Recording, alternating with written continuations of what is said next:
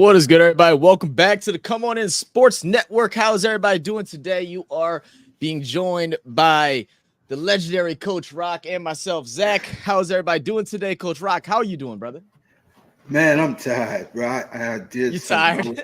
Yeah, I told Dolph yesterday I did some refereeing. Man, I was in that sun for about 6 hours, bro, Oh no! Oh and no! it took a lot out of me, man. I'm cramping, I'm dehydrated, but I'm here. I'm here, man. Hey, there we go. We're working through the pain, brother. I like that. I like that. So we got a special guest today. It ain't about us today. Today it's about Coach Jensen Jackson, D-line coach for Red Oak Hawks. He's also the head coach for the JV team, and he's also a former collegiate player as well. So without further ado, let's bring on in Jensen Jackson. How you doing, my brother? I'm great, Zach. I'm great, man. I cannot complain. And first of all, before we even get started, I want to say thank you, Coach Rock, for having me on today, man.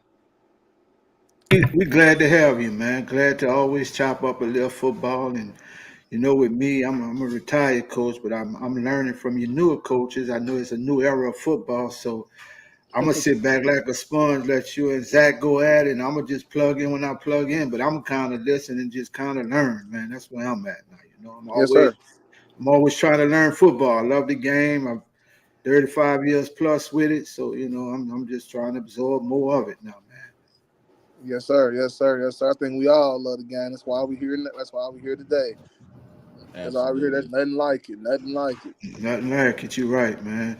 But I know now it's a different era of football, especially on this high school level, man. I don't think a lot of parents can understand what a average high school coaches go through Monday through Thursday. They see you on them bright lights on Friday night. But kind Yeah. of explain to us, what is it like for you Monday through Thursday as a coach, man? I know high school coaches, they do a lot, and a lot of it be more than just football, man. Okay. Okay. Well, I can tell you right now, you're right, 100%, man. Like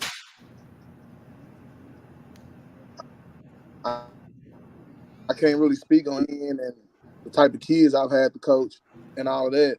Like, for in order for us to be good, there are a lot of things you got to do for new age kids outside of school that help them be successful on the field. Like, all right, I'm gonna take you from Sunday to third. I'm gonna take you from like Sunday all the way, well, not before even game. I'm gonna say Sunday through Thursday. Okay, so like All right. regular Sunday, we come in, we get here about 1 o'clock. We game planning, talking about how we gonna do for the week, practice scripts. We're going through that, and then before we leave, before I leave every Sunday, I always text all my kids or call them and ask them, "All right, hey, how you feeling, big dog? How you doing?" But it has to be before 9 o'clock because we have a rule here in Red Oak where you can't communicate with any kids past 9 o'clock at any time of the week. So I always try to make sure I communicate with them. I just ask them like, "Hey, how you feeling? Hey, we got to be ready. Let's make sure that we're ready to roll for tomorrow. We got a big day. Mondays are a huge work day." So I'm calling, sending out text messages. I'm always constantly trying to make sure I know what my players have going on, whether it's Right. me just checking in or whether it's me calling them, asking about, like telling them about a grade they need to go talk to a teacher about, or they have a paper mission they need to go turn in and get done, things of that nature, and all that. But that process is like a ongoing process throughout the week. That's just Sunday. So Sunday, I'm letting them know, hey, make sure you're on time tomorrow when you get here, because most of the time in Red Oak on Mondays are days where we live and watch tape in the morning, and we practice in the evening time. So to make sure of that, I text and make sure that we on time to the weight room. Make sure that you're ready to roll. Have a great day in the weight room. Then that morning when I wake up, 'cause I get up every day at like four. Like in season, I get up every day at like 4:30, 5 o'clock. Whenever I Mhm. get up, whenever I get up, do my regular thing. I get up, make sure I'm at the field house by at least 5:30, 5:45, because I never want to get here before the kids get here. But whenever the kids are here, I never want to see them let them see me walking in with them, if that makes sense.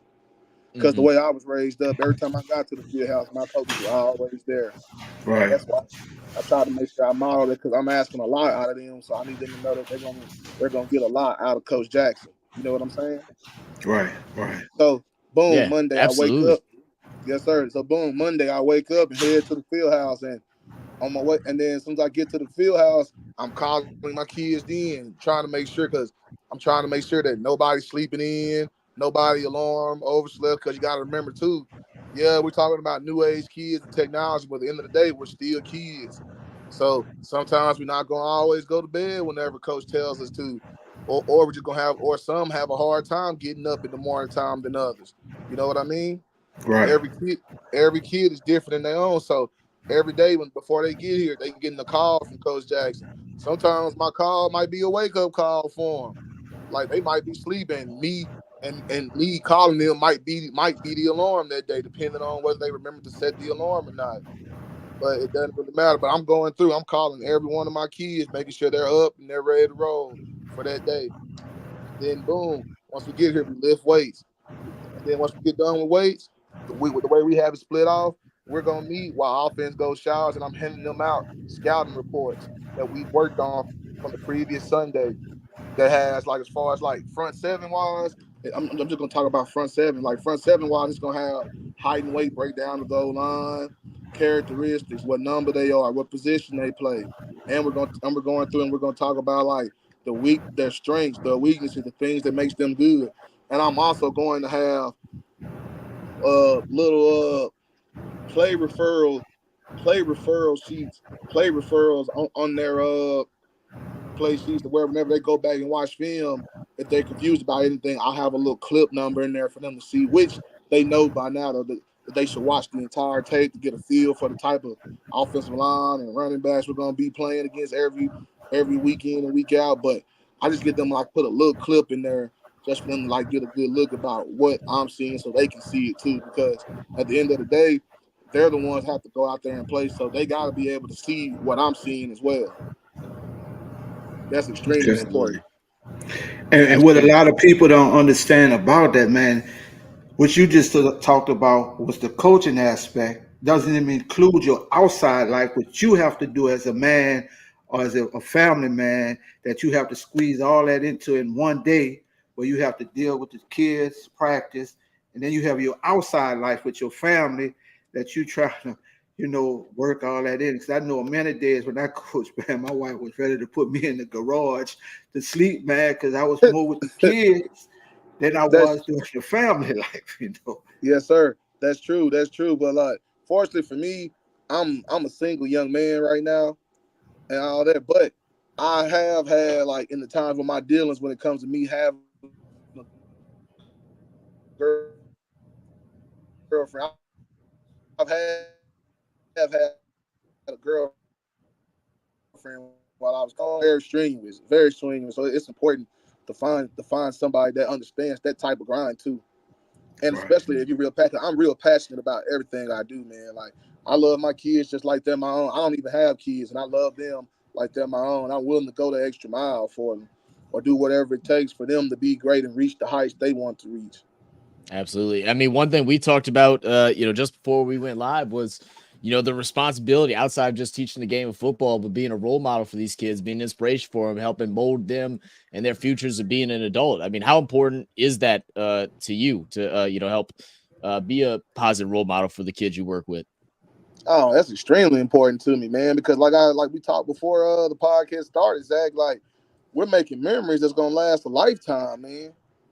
Like these kids are gonna leave from Red Oak and graduate high school, graduate college, get a job, get families, be married, and all that, and they're gonna still get together when they're older and talk about man, you remember that time whenever we was with coach and such and such happened, or you remember that time with coach when such and such happened, or remember how even whenever that happened, coach always kind of had a good attitude about it, or if it did bother coach, we couldn't see it or anything like that. He coach just had that mentality, man, because my thing was that is that like I always want them to see me. Oh, what's the word I'm looking for? Me being the best that I can be all the time. Hmm. Which Yeah, there are some absolutely. times that are extremely frustrating, and it will be because you're dealing with a coach and you're dealing with human beings. Nobody's perfect. Nobody's perfect. Kids, because you got young men that are trying to become men, and you're dealing with other coaches, other men as well. So every day is not gonna Yeah. be perfect, and every day is just not gonna be sweet, but it's worth it. It's Yeah, 100% and I mean the worth it. most important part for for a young adult to see is how someone reacts to controversy when things aren't all smooth sailing, things aren't all perfect. How do they respond? How do they act? If they let out too much frustration, how do they redeem themselves by coming back? And then talking a normal voice and just Yeah, coming down to the bottom of things. Like it's all yeah, important characteristics that that is needed, man. That's why sports. It's way more than just the sport itself, but it's influencing these young men and women to grow up and be high functioning and successful in their life's endeavors. So I do see Coach, let's see, Dolph had a question for you. He said, Coach Jackson, who are some of the under the radar kids that you feel are ready to take their game to a new level? As far as what we got over here in Red Oak, man, we got a few. I'm gonna start up front. I'm gonna start up front with the D line. We got guys like Anthony Smith that are ready, that are young. We got a lot of young, talented guys up front that are ready, that are hungry and ready to make a splash. We got Anthony Smith. He's coming over to us, a dude that played tight end last year that we moved to DN. His match was about like 6'2", 6'3", 215, 220. He's a Mhm. guy athletic. Ooh, give us a second, Coach. I think your thing's lagging out a bit right now. It was doing it just a couple seconds. Now it's completely frozen. I don't know if you want to try and Gabriel Giador. He's a oh, guy that he came over to us from Bishop Lynch.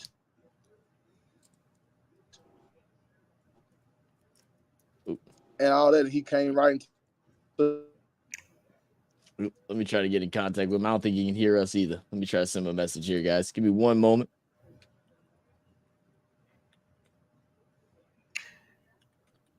Yeah, let's see. Coach, if you can hear me, try hopping out and coming back in. For whatever reason, it's starting to do that little bug thing again where it's lagging in and out. Let's see. Oh. Let's see. Are you able to hear Coach Jackson, Brock? Coach Rock? No, I couldn't hear him. It was going in and Okay. out like. Let me see. I don't think he can hear us either right now. I know when we were first getting set up, he was having some issues with the internet. So those y'all know this, Coach Jackson has came and joined us today, which has been amazing. He's taking time out of his valuable day. We're hearing a little bit about what his weekly routine is. And matter of fact, he's actually at the school right now, getting equipment ready, getting ready for summer training and all that. As the high school just kicked off. So he's working while he's joining us. So he's definitely a busy man. So just give him a second. He'll be back with us in a second. Let's go ahead and welcome in some of the family real quick. That shows you So, exactly how dedicated he is. Today's Sunday, man. Today is the right. day this man supposed to have to himself. And where is he at? The school. At the school. And that shows that's what I'm saying. That shows the dedication that a lot of these coaches don't get recognized, or people don't understand what they go through, man. Being these coaches, man. Like today, you supposed to have your Budweiser feet up, on a recliner, getting ready for the week. This man at the school getting watching the stuff ready. games. Yeah. Right. Yeah, man. They don't Absolutely. understand that stuff, man. It's a lot that goes into it, man. It's a lot. I've outside of knowing you, I know a couple of coaches that have worked in some high schools near me, and it never stopped. The grind, the hustle never stopped. It doesn't matter if you're head coach, assistant coach, positions coach. It doesn't matter. You're always working. Right. So let's see. I see him loaded in, but I don't see his camera yet. So I'm gonna wait for the camera to pop up. But we'll go ahead and say hey to what up to everybody. What's up, Jerry? How we doing, Uncle Jerry? Dolph obviously in the building. JT said blessing Zach and Coach and Dolph. Say, dog, I want some of that food from that party, man. Don't come with you ain't got no food. You at that birthday party. I don't want to hear it, dog. I don't. I'm going to the tabloids on you. Come on, man.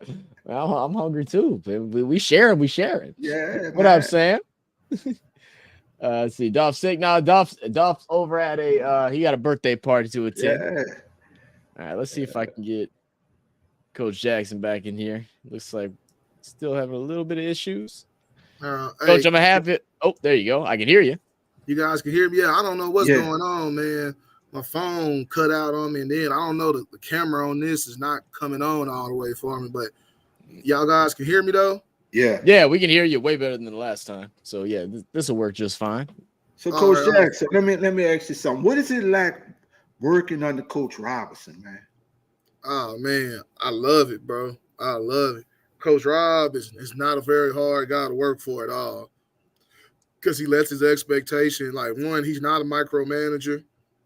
Two, he lets his coaches do what they ought to do. He understands that everybody has a different role and different things they're good at, and he understands that sometimes to be effective, you got to let coaches be coaches, and all that. Which he's very involved with the kids and very involved. He wants his presence felt, and he wants the kids to know that he's involved and they see him. But he's not a guy that he's not one of them type of guys that's gonna try to tell that's gonna basically micromanage you or anything. He's gonna let you do what he feels like you need to do for the kids, and then he'll step in when he needs to address the team or address problems. But for the most part, Coach Rob is a guy that he lets coaches coach, man. And he believes in the guys that he has around him, the people that he's hired to bring in. And when it comes to doing their jobs, being where they're supposed to be at, and he also is very clear about his expectations. So there's not really a whole lot of surprise there or anything when it comes to expectation and how he expects us to deal with each other as far as like professionalism in the office amongst coaches, the way he wants us dealing with kids. It's very easy to work for him, man, because he has very clear expectations. Right. And I know you guys have a really good coaching staff. And you got another good coach that's really flying under the radar, man. Coach DeQuan White, bro. Coach White is another great coach, man, that's flying under the radar. Yes, sir. Coach White is a really great coach, and he did a lot of good things for us while he was here in Red Oak with us and all that. But Coach White, unfortunately, this year he'll be in I forgot what the school where Todd Peterman went to. Okay. He's gonna be over there coaching receivers this year, but he did a really good job with us. We hate to see him go, but it was a chance for growth for him as a coach and for his family. So his opportunity he couldn't pass up. So we wish him the best of that, and he did a lot and made a really great impact for us over here. He'll definitely be missed. Yeah, he's an up and coming coach. A lot of people gonna learn about in the near future, man. Most definitely. Oh yeah, 100%. He's a dog, man. He's a dog. Right. So kind of tell us about the Red Hawks, bro. Tell us about, the school, where you're located. Kind of give us, enrollment. Kind of tell us about your school. Okay. Well, you see, man, Red Oak is a school 15 minutes south of DeSoto. Actually, It's in Ellis County, about 10 minutes away from Waxahachie High School, 10 minutes away from Lancaster, and 15 away from DeSoto. That demographic, I say we're a 5A Division I school.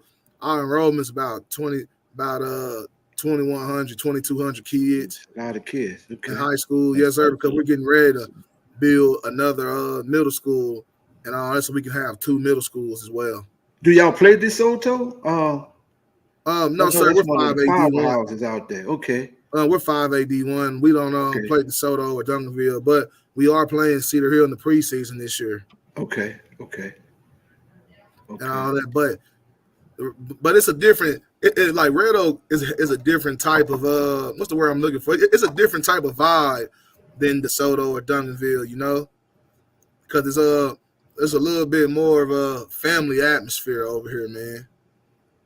And all that, like you're not gonna see when I look at Red Oak and you come here and you see it, like it's more of like, what's the word, like it'll give you like a country town type of vibe, man. I'm an East Texas guy, born and raised in East Texas. It give you like a country town, like a lot of these kids all been going to school together since they were in kindergarten, first Okay. grade, second grade. Like they all played little league together, whether it was here in Red Oak or in another league somewhere else. They all kind of like our kids are real tight knit and very close. They all hang out together outside of school on the weekends and play video games and go to skating rink or whatever they like. New age kids like to do or them type of things. But it really Play is more video games, like probably. yes, man, yeah. Really playing the new NCAA, man. That's all they talking about these Shoot. days. I'm But jealous. I ain't got it. yeah, me I neither, know, big man. dog. They I didn't gave my create the sister 4. I need it on the 4, man. They did wrong. Yeah, I for need it that, on the bro. PC. They're killing me right They now, did it man. wrong. Yeah, I But so had one. I gave mine up as soon as I Coach gave my Jackson, system up. let's do this. Oh, Let's take Coach Jackson the title off. Let's talk about Jackson, number 99 at Hardin University, the football player. Let's talk about that, man. What you brought to the table as that defensive tackle at Hardin University? Oh man, I brought a lot, man. I was a tremendous run stopper. Tremendous run stopper. I started all 4 years. I was at Harding University.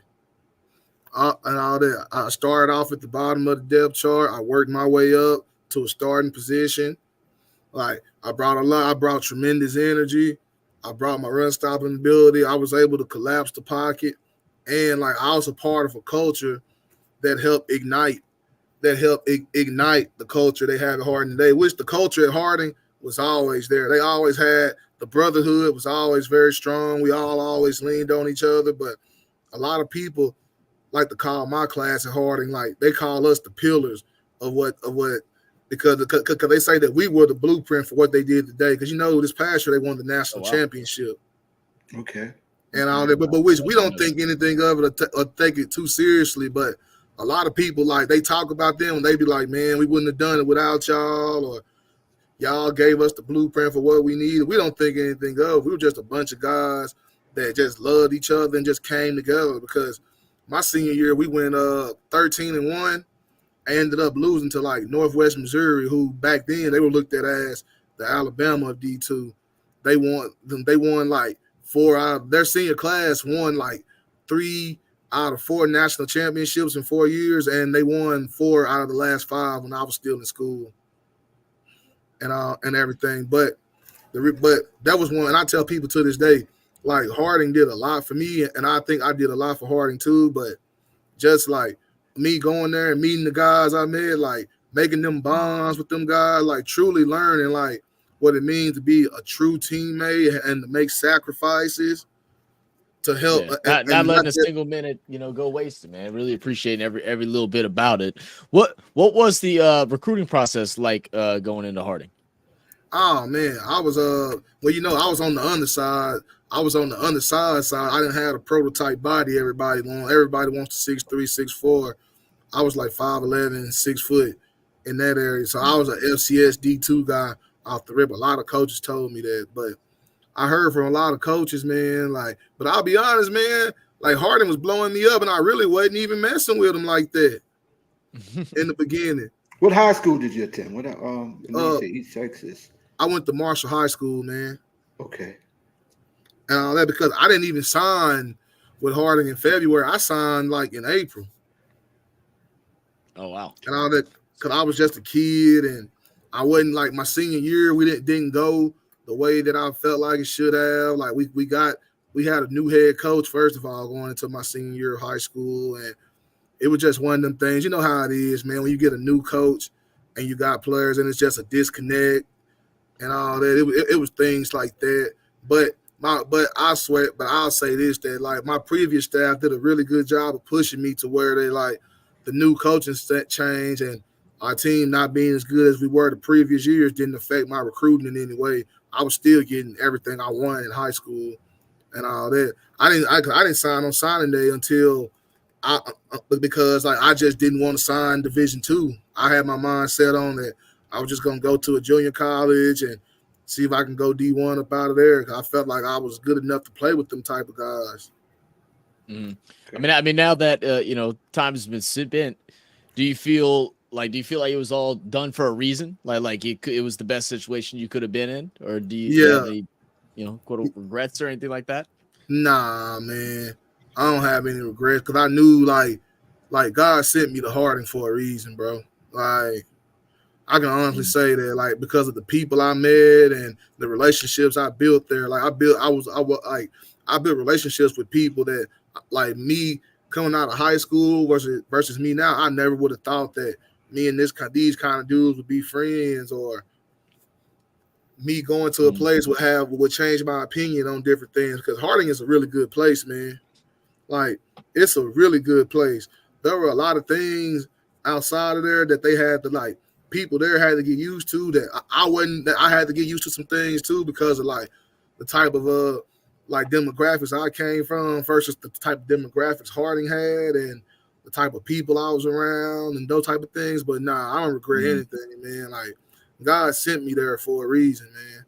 I truly believe that. Like, I believe, like, if I didn't go there, that my life would be completely different from what it is today. Absolutely. Uh, Another question, man. Of all the coaches, throughout, high school, prior to high school, and then in college at Harding, who had the biggest influence on you and into joining the coaching profession? Meg the Stallion for me. Now let me stop. Um, That's funny. I'll be honest with you, man. Like, I really didn't even plan on being a coach, man. It kind of just happened. So, because after I graduated from Harding, I had planned on going to physical therapy school, and I had to Okay. be a PT because my major was exercise science Okay. and all of that. And the biggest thing I think, like, it kind of was always on my mind and in the back of it, but what really drove it home was really one of my former coaches, actually, Jason Blake.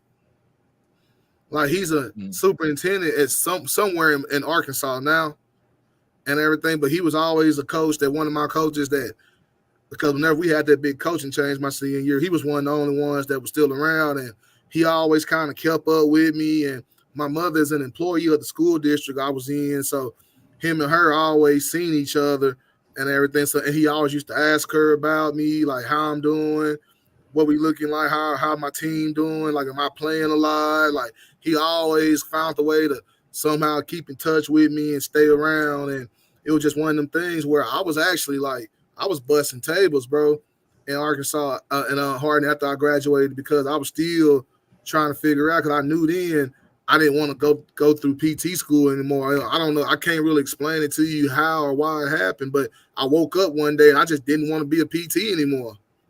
yeah, I understand And that. That's what I went to school for too at first, and I just got out of it. So I'm yeah, with you on that one. yeah, man, and like, and then he had just hit me up one day randomly out the blue, asking me about what's next for me, and cause I tried a little CFL stint that didn't work out for me, and all that. Mhm. So he hit because my mama told him about it, and he hit me up and asked me what I got going on, like what's next for me now. Am I completely done with football, or what do you want to do with yourself? And I told him, yes, sir, I'm completely done with ball now. Like, I don't Mm, have any more. I didn't chased it. It didn't work out for me. I gave it my all. I'm good now. mhm. And then so he told me to come see him at the junior high that he was currently a principal at. I went to go talk to him. He asked me about would coaching be something that I would be into. I said, yeah, I think it would, because I told him that I still wanted to be around football and still wanted to be around the game and still wouldn't mind being with kids. And he told me everything I needed to do as far as teaching certification. Him and my mother helped me out a lot too. My mother helped me out a lot too and helped push me too. Shout out to mom, man, and my dad. They both Yeah. helped me out a lot, and kept me in there whenever I was lost in that little point of time right there. So I appreciate that. But so, and that's how it all got started, man. Absolutely. See, Coach Wright, you got any questions, man? You got anything you want to add? Yeah, I do. So, Coach Jackson, I'm a 15-year-old kid, just freshman year coming into your program. Okay. We have a meeting position coach as a position. coming in to play D line. We sit down for the first time. What should I expect from you as my coach? You can expect a guy that's gonna always tell you the truth, and I'm not gonna ever tell you something you want to hear to make you feel better. I'm gonna empower you and encourage you day after day. I'm gonna pour into you. I'm gonna work hard for you, man. Anything you want or anything you need to know, I'm willing to stay here extra and work with you. Like, I'm willing to go that extra mile. If you really want to be great, I'm willing to do anything to help you get there, man. Like, if you want to get up here on the board with me because you don't understand the play, come holler at me after practice. Me and you can sit down in here one-on-one, and I'll get on the board with you and draw it up. Or if you're confused about something, like I also do training outside of like what I do. Like, if you want to get a little bit of extra work in, we can get like an extra little 20 minutes in after practice. If we're still under the UIL time limit and all that, because we got to make sure we in compliance, can't get in Right. trouble. But I can find ways to help make you get better. But the biggest thing is that I want to tell you is that it's gonna be this football, brother. It's gonna be bad days. If you willing to stay in the shit with me and weather them bad days, I promise it'll be worth it for you in the long run. Right, right. And the reason I asked you that, this is one of the lost arts that I find out in coaching now is most coaches don't take the time to teach. A lot of these coaches expect these kids to come in and know it, and then they kind of just implement their system to the kid without teaching the kid. There's a lot of kids that fall to the wayside because of that, man. And I've Yeah, noticed that, from park ball, they expect the kid to know what to do, and then they just plug in their system and the kid does it. And then there are some kids that, really have a good mold and can really pick up if you just invest the time in teaching, but they don't do it and yes, they fall by the wayside. yes. Yes, sir. Yes, sir. And a lot of that too, Coach Rock, is because of the microwave society stuff we have going on Yeah. nowadays.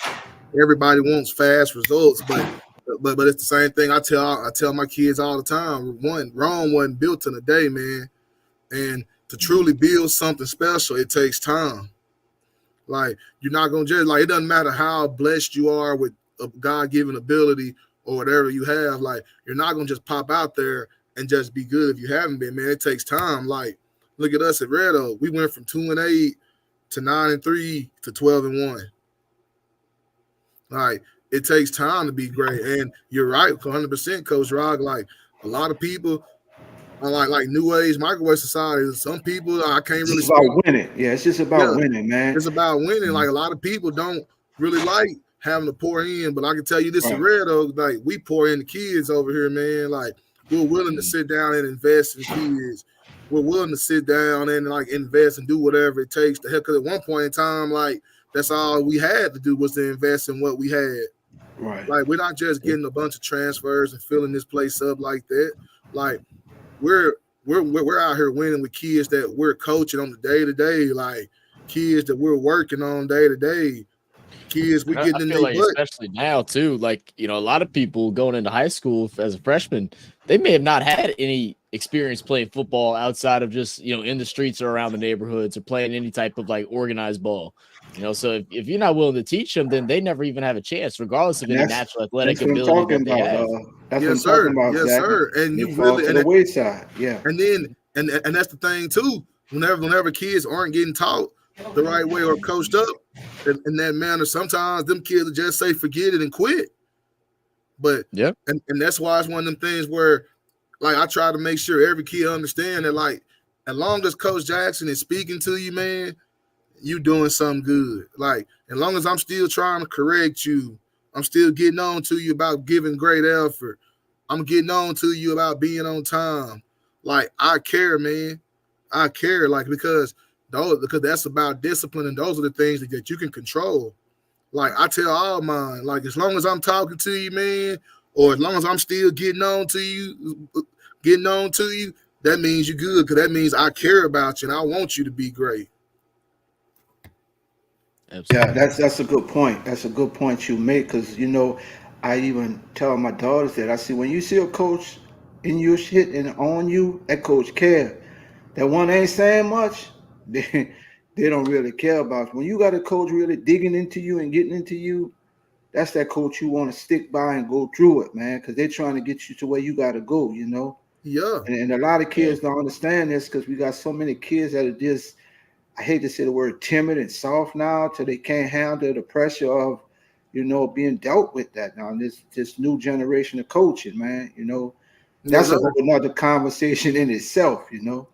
No, yeah, it's definitely harder on today's coaching, man. I've even throughout all sports, like you said, whether it's being timid or soft, however it is, it's just like some people aren't willing to go through the discipline it takes to be great. Like things aren't supposed to be given, things aren't supposed to be easy. Sometimes it takes a good fussing at her, or take some extra laps or something to get your mind right. It ain't to punish you, it's to Yeah, make you better. yeah, It's to make you yeah. better. But at the same time, as coaches, though, man, like, well, I feel like we do a good job of here in Red Oak is at the same time as coaches, like, you gotta make these kids, especially these new age kids, you gotta make them understand where you're coming from, man. Mm. Yeah, Like, they gotta know, although I might be fussing at you, bro, it's coming from a place of love, man. right. Like, it's not coming because, like, I don't care about you or I think you the worst thing out here. Are you trying to show them up? Yeah, Yeah, yeah, anything like that. Like, bro, So I'm having doing this more because I love transparency, you. basically. Yeah, because I love you, big dog, because I see the potential you have inside of you. And I want you to see it. Like, even if they don't see it, like, you might not be able to see it, but I see what you got. right. And that's a part of it too, man, because you got to build these new age guys up, mind, body, and soul, man. Yeah, Like, yeah, 'cause a lot of kids have the ability, but they don't have the belief in themselves. right, Very right. true. Very And that's a true. part of your, and a lot of people don't understand, but a part of your job as a coach too is not just to put them in position to win, but you got to make these guys believe that they can do it too, like the self belief. Like, Yeah, that's also a part of your job too, where that's a part where a lot of people overlook it and tend to yeah, blow it off, and they'll say something like, "The kids don't, he don't, that kid doesn't want it, or he don't want to work hard. I can't do nothing with it." As a coach, that's a part of your job too, to find a way to get this guy to work to reach his potential. that's right. Yeah, Absolutely. Absolutely, coach. I mean, look, we can feel your passion through it, man. And any young man, student, player, is blessed to have you on their corner, fighting for them and make sure they're doing right. Like as you were having the issues, we're talking about how you're right now currently working Sunday, 5:46 in the afternoon. You could be having a beer, chilling, watching some football, but you had to still work and getting things ready for the team on Monday. So what you do, man, is definitely a blessing. Before we wrap things up here, I just want to ask you, man, what is one bit of advice that you could give to any young player that's trying to learn the game of football, or just anything in life? What's the best advice you can give? Man, best thing I could tell them, anybody that's trying to learn anything just in general in life, one football, bro, just work hard and put everything you have into it. Be open to constructive criticism. Be open to constructive criticism, and always believe in yourself, even on the bad days, because you're gonna have bad days. Absolutely, Coach Wright. You got any last questions or anything? no, man. The only thing I want to say to Coach Jackson, man, keep doing what you're doing. Uh, the fame, the glory, people not gonna really see what you do on an everyday basis. But to God be the glory for what you do, man, and what you do in coaching. Humble yourself, let God lead you, let God direct your path, block out all the naysayers, block out all the negativity, and just keep pressing that kid, bro. That kid that somebody's giving up on. Keep pressing toward that kid that people say ain't gonna be nothing. Keep pressing to that kid who people feel is a failure in life. Keep pressing to those kids, man. And then God's gonna glorify you, and He's gonna bless your life, and He's gonna take you to higher heights, man. And from an old coach to a young coach, man, I appreciate what you do. I appreciate what every coach around this world does, because nobody knows our story to understand our glory, man. So keep doing what you're doing, Coach Jackson. Yes, sir. I appreciate you. I appreciate you, man. I appreciate y'all guys for even having me, man. Like for real, it's a blessing just to be on here with y'all. Hopefully, we can do this again sometime, or bring y'all out here to a Red Oak game or something. Well, Hey, you just followed me on X, so I'm about to say my mailing address to get a T-shirt and some shorts. So I'm gonna represent these Red Hawks way down in Louisiana on the bayou. there we While I'm go. eating me some gumbo and fried catfish, man. They're gonna Oh say, yeah, "Who these Red Hawks?" Say they right oh there in yeah, big Texas, dog. man. Oh yeah, big dog. Go ahead and do that. I'll make sure both of y'all, matter of fact, just DM me on 20 y'all sizes and stuff, man. I'll make sure I can get y'all some good Red Oak gear, buddy. Yes, For sir. real. And for sure, definitely. And be on the lookout for Anthony Smith, Gabriel Giador, Johnny Fitzgerald, Desmond Cox, Courtney Gordon.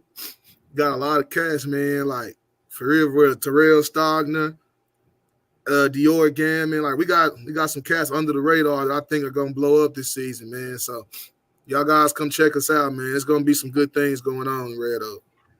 No doubt, man. We'll be on the lookout, man. Appreciate you. And like Dolph always says, you came, joined us once. Well, you now family. So you're welcome anytime and every time to come drop on in, man. So everybody in the chat, give a big round of applause for Coach Jackson. Appreciate you once again for joining us today. And we'll hope to catch y'all on the next time.